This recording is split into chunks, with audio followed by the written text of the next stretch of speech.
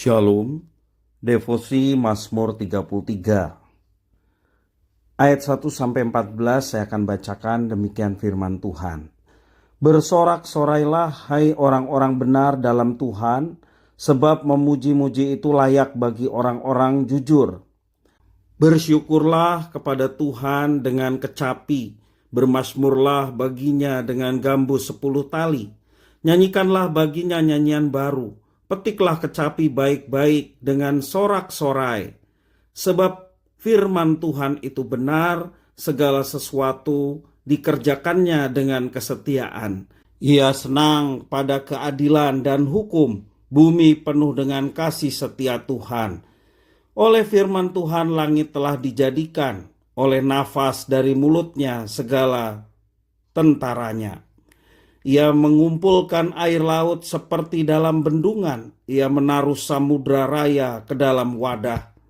Biarlah segenap bumi takut akan Tuhan. Biarlah semua penduduk dunia gentar terhadap Dia. Sebab Dia berfirman, maka semuanya jadi. Dia memberi perintah, maka semuanya ada. Tuhan menggagalkan rencana bangsa-bangsa.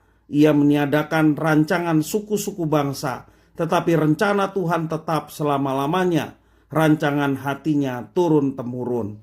Berbahagialah bangsa yang Allahnya ialah Tuhan, suku bangsa yang dipilihnya menjadi miliknya sendiri. Tuhan memandang dari sorga, ia melihat semua anak manusia, dari tempat kediamannya, ia menilik semua penduduk bumi. Demikian firman Tuhan. Salah satu arti dari kuasa adalah wewenang atas sesuatu atau untuk menentukan sesuatu. Dalam arti demikian, seseorang yang berkuasa bisa menggunakan kekuasaannya sesuai dengan seleranya. Bisakah seseorang yang berkuasa peduli kepada yang dikuasainya? Saat membaca Mazmur 33 ini, segera terbayang mengenai kekuasaan Tuhan. Kekuasaan Tuhan tampak dalam alam. Langit dijadikan hanya oleh firman-Nya. Air laut bisa dikumpulkannya dan samudra dapat diwadahinya. Kekuasaannya dibandingkan dengan berbagai kekuatan yang sering kali diandalkan oleh manusia. Kalau raja-raja memiliki kekuasaan, maka kuasa Tuhan jauh melampaui raja-raja itu. Jika dibandingkan dengan kekuatan seorang pahlawan, maka kekuatan Tuhan tidak ada batasnya. Kuda yang hebat pun tidak sehebat Tuhan. Namun Tuhan yang berkuasa itu tidak digambarkan sebagai penguasa yang arogan. Karena Dia, yakni Tuhan, tidak bertindak sewenang-wenang. Malahan Tuhan peduli pada ciptaannya. Dia memandang dari sorga untuk menilik anak-anak manusia. Bahkan pemazmur menggambarkan bahwa Tuhanlah sumber pengharapan manusia. Dalam ayat 20-22 mengatakan demikian. Jiwa kita menanti-nantikan Tuhan. Dialah penolong kita dan perisai kita. Ya, karena Dia hati kita bersuka cita, sebab kepada namanya yang kudus kita percaya. Kasih setiamu ya Tuhan, kiranya menyertai kami seperti kami berharap kepadamu. Dari ayat ini, pemazmur mengajak seluruh umat yang percaya untuk senantiasa memuji-muji Tuhan yang berkuasa dan kasih setianya telah nyata.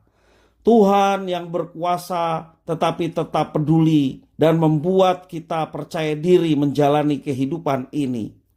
Tidak ada yang perlu dikhawatirkan karena Dia berkuasa atas segala sesuatu. Tuhanlah sumber pengharapan kita.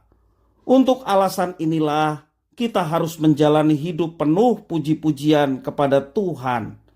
Puji-pujian itu harus menjadi konkret dalam kehidupan kita dengan meneladani perbuatan Tuhan Allah kita, terlebih di dalam Yesus Kristus yang telah nyata apa yang dikerjakan dilakukannya, menjadi teladan bagi kita untuk memuji-muji Tuhan dalam perbuatan kita setiap hari yang sesuai dengan rencana dan kehendak-Nya.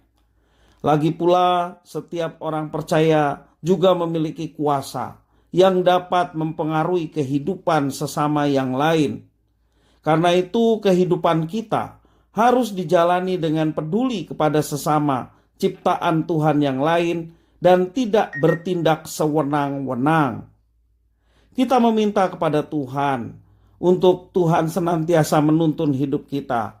Kuasa yang dipercayakan pada kita, kita gunakan untuk menjadi saksinya, sehingga ada banyak orang pada akhirnya percaya kepada Tuhan yang berkuasa, Tuhan yang penuh kasih, yang setianya sungguh nyata, dan terlebih Dia juga adalah Tuhan penebus di dalam Yesus Kristus.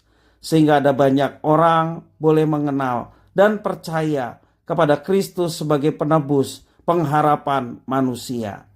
Tuhan Yesus memberkati.